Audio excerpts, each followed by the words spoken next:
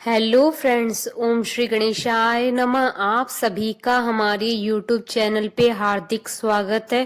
कार्तिक मास महात्म्य अध्याय 18वां। सब प्रकार के विघ्नों का नाश करने वाले तथा सारी सृष्टि का पालन करने वाले श्री गणेश जी, ज्ञान की दाता देवी श्री सरस्वती जी तथा सब पुराणों के कर्ता श्री व्यास जी तथा गुरुदेव के चरण कमलों में नमस्कार करके भगवान की श्रद्धा और भक्ति रस में डूबे हुए कार्तिक मास महात्म्य की कथा कहती हूँ। कार्तिक मास महात्म्य कथा 18वां अध्याय प्रारंभ। लिखता हूँ माँ पुराण की सीधी सच्ची बात। 18वां अध्याय कार्तिक मुक्ति का वरदात। पिछली कथा में आपने सुना कि ब्रह्मा जी के वरदान से शक्तिमान बने जलंधर ने शिव जी की सेना से युद्ध आरंभ किया। ब्रह्मा जी के वरदान की रक्षा करने के लिए कार्तिकेय युद्ध स्थल में पीछे हट गए। नंदी और वीरभद्र को जलंधर ने बहुत पीड़ित किया।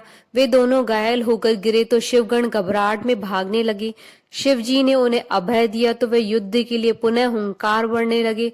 अब युद्ध का संचालन करने स्वयं शिव जी रणभूमि में आ रहे हैं।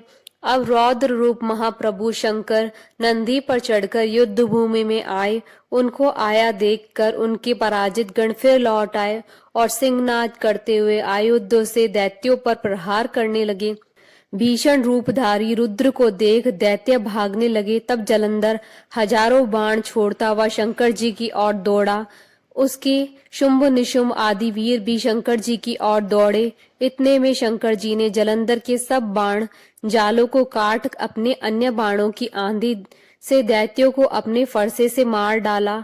खड़गोरमा नामक दैत्य को अपने फरसे से मार डाला और बलाहक का भी सिर काट दिया। धमसर भी मारा गया और शिवगण चिशी ने प्रचंड नामक दैत्य का सिर काट डाला। किसी को शिवजी के बैल ने मारा और कई उनके बाणों द्वारा मारे गए। यह देखकर जलंधर अपने शुंभादिक दैत्यों को धिक्कारने और भयभीतों को धैर्य देने लगा, पर किसी प्रकार भी उसके भयग्रस्त दैत्य युद्ध को न आते थे। जब दैत्य सेना ने पलायन आरंभ कर दिया तब महाक्रुद्ध जलंधर ने शिवजी को ललकारा और 70 बाण मारकर शिवजी को दग्ध कर दिया। शिवजी उसके बाणों को काटते रहे, यहाँ तक कि उन्होंने जलंधर की ध्वजा, छत्र और धनुष काट दिया। फिर 7 बाण से उसके शरीर में तीव्र आघात पहुंचाया। धनुष के कट जाने से जलंधर ने गदा उठाई। शिवजी ने उसकी गदा के टुकड़े कर दिए। तब उसने समझा कि शंकर मुझसे अधिक बलवान है, अतः उसने गंधर्व माया उत्पन्न कर दी। उसके अनेक गंधर्व अप्सराओं के गण पैदा हो गए। वीणा और मृदंग आदि बाजों के साथ नृत्य व गान होने लगे। इससे अपने गणों सहित रुद्र भी मोहित हो एकाग्र हो गए। उन्होंने युद्ध बंद कर दिया। फिर तो काम मोहित जलंधर बड़ी शीघ्रता से शंकर का रूप धारण कर वृषभ पर बैठकर पार्वती के पास पहुंचा। उधर जब पार्वती ने अपने पति को आते देखा तो अपनी सखियों का साथ छोड़ दिया और आगे आई। उन्हें देखकर कामातुर जलंधर का वीर्यपात हो गया और उनके पवन से वह जड़ भी हो गया।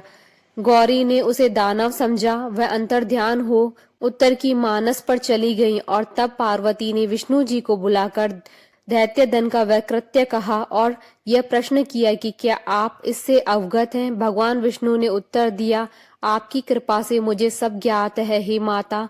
आप जो भी आज्ञा करेंगी मैं उसका पालन करूंगा।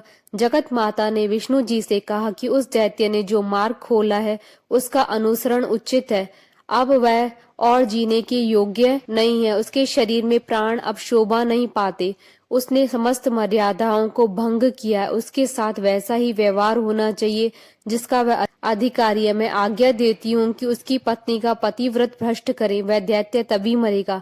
पार्वती जी की आज्ञा पाते ही विष्णु जी उसको शिरोधार्य कर छल करने के लिए जलंधर की नगर की ओर गए। इति श्री कार्तिक महात्म्य 18वां अध्याय संपूर्ण। बोलिए भगवान विष्णु की जय, सनातन धर्म की जय। आशा करती हूँ कि आपको कार्तिक मास महात्म्य 18वें अध्याय का ये वीडियो पसंद आया होगा, तो आप इस वीडियो को अधिक से अधिक लाइक और शेयर कीजिएगा ताकि सभी भक्तों को इस वीडियो का लाभ प्राप्त हो सके। आप हमारे चैनल को सब्सक्राइब जरूर कीजिएगा अगर अब तक नहीं किया है तो, ताकि आप और हम कनेक्टेड रहें। साथ ही प्रेस करना ना भूलिएगा बेल आइकन को, जिससे नए वीडियो से रिलेटेड नोटिफिकेशन आपको तुरंत प्राप्त हो सके। ओम श्री गणेशाय नमः।